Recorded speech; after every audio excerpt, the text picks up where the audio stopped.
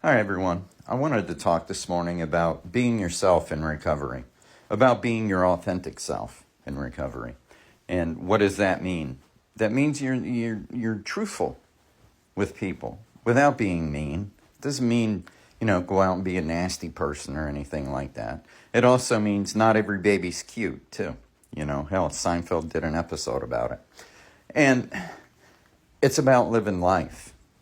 I didn't get sober to lock myself in the closet in my house and not ever do anything, not ever do the things I like. As a matter of fact, when people are in active addiction, they lose touch with the things that they love. That's not just people. It's activities. It's shit that we do.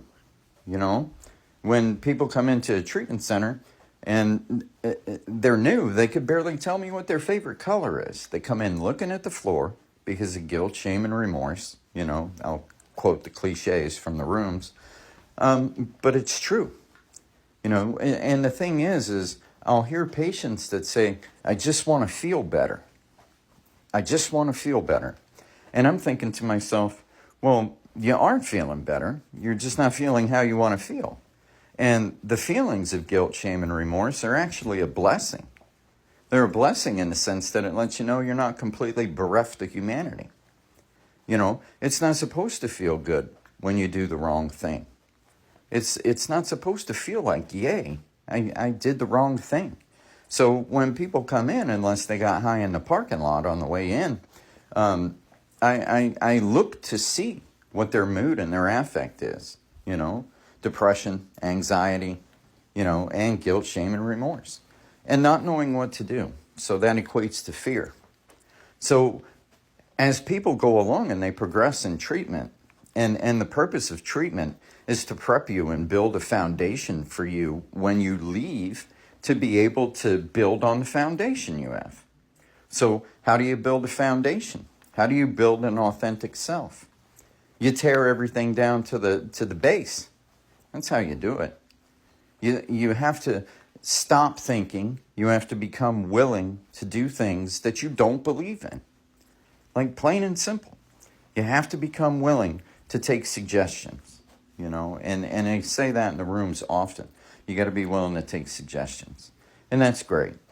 Now, from a provider standpoint, or a program standpoint, or a room standpoint, our purpose isn't to lock you in the closet, lock you in your house, tell you, oh, you better not go to that wedding. You better not go to that concert. You better not go to that sporting event because there's alcohol there or there might be drugs there. It's like, shit, man. If you got clean to lock yourself in your house or lock yourself in your closet, you might as well take the crack pipe with you on your way into the closet and lock in your front door because it's the same life. That's what addiction is. It's living an isolated lifestyle. Recovery is about living a full lifestyle. It's about living your life instead of being under the thumb of a substance, A lot of time is spent finding, using, and recovering from the substance. Basically, it's a 24-hour-a-day job. So when you go to recovery or you go to treatment or you go to the rooms or you go to a therapist, all of that shit stops, In treatment, we get you separated from the substance immediately. We help you with your detox. We help you not suffer so bad or even die. Alcohol and benzo withdrawals can kill you. But we help you with that. But that's a small piece of it. It's like treatment's a great place to fatten you up, to go right back out to what you came from. So what does that mean? It means you have to be willing to change your authentic self. And in order to be willing to change your authentic self, you have to stop being the fake you. You see, people come in and they drag the mentality with them, which is totally understandable. Like, if I act a certain way for 20 years and then I go to a treatment facility, I'm sure as shit not going to stop on a dime being the person that I am. And unfortunately, that's kind of the fake me.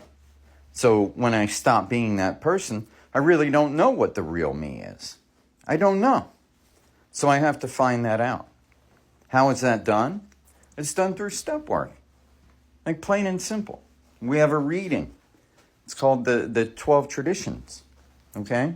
And that reading in the NA program starts out with, we keep what we have with vigilance, and just as freedom for the individual comes from the 12 steps, so freedom for the group springs from our traditions. So what does that mean? That means that my freedom from my active addiction comes by me working the 12 steps, okay? And freedom for the group springing from our traditions means that I'm not going to fuck your shit up because you have these things in place and I have this thing called an ego that can get in the way of the group. So the steps save me from me, and the traditions save the group from me. So that's why those things exist.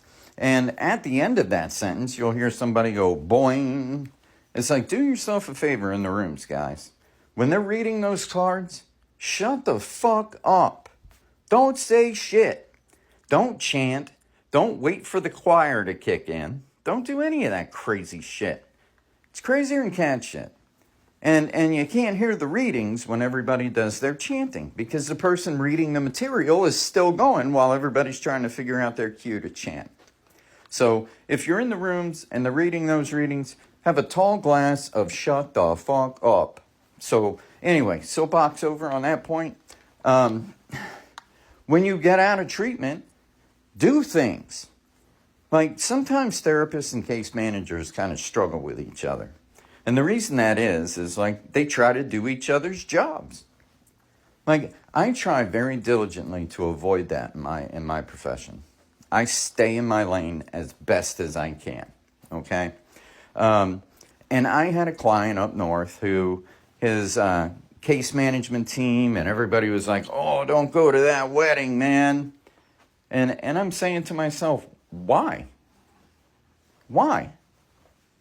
When he came into my office, I was like, look, dude, go to the fucking wedding, bro.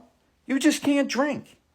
You got a mother 20 years sober, which he had a parent who was in the program for 20 years, the AA program. And it's like, why are we telling this guy not to go to the wedding? While everybody else is living life, there he would be, isolated, separate, different, and alone, once again, and not even drinking. Like, that shit just, it's crazier than cat shit to me. And it's also an indication that maybe I didn't do my job if this guy can't handle going to a fucking wedding. You know? It's like, I got news for you. Any attempt to shield the addict or the alcoholic from temptation is doomed to failure. You know? You can't even go to a gas station without there being alcohol. Okay? So if you're an alcoholic, I'm not really that envious of you. Me, I was a crackhead and a heroin junkie, so it's like they don't have crack and heroin vending machines or a crack or heroin cooler at the 7-Eleven, so I feel a little safer. But for the alcoholic, it's like, man, there's alcohol everywhere. You're going to have to learn to adapt. You know, I use the movie A Beautiful Mind as my example for that. Like, it's a Russell Crowe flick about John Nash, who went on to get the Nobel Prize in economics. And what happened is he was schizophrenic. So the guy's schizophrenic, and every time he engages with the three personalities that he sees, he ends up in a rubber room on medication. He had a little girl, a college-age guy, and a middle-aged man. And every single time he engaged with them, he ended up in a rubber room on medication. Now, think about your relationship to alcohol and drugs. You know, picture the little girl being a joint. Picture the college-age kid being a bottle of liquor. And picture the old man being a bundle of heroin. You know? And think about what your relationship to narcotics is. Because you don't take your medication, which is your recovery. You end up in a rubber room, which is the treatment center, on medication, which is talking to people and detox meds and of the like. Not a real hard concept to stretch your mind and think about. So in that movie, at the end, he talks to the little girl and says, hey, I can't engage with you anymore. And he sees them. They're there, but he doesn't engage, and he goes on to win the Nobel Prize. Now, think about it. If that's your relationship with alcohol and drugs, maybe you should stop engaging with it. Thank you for listening and watching. Love you guys. Bye.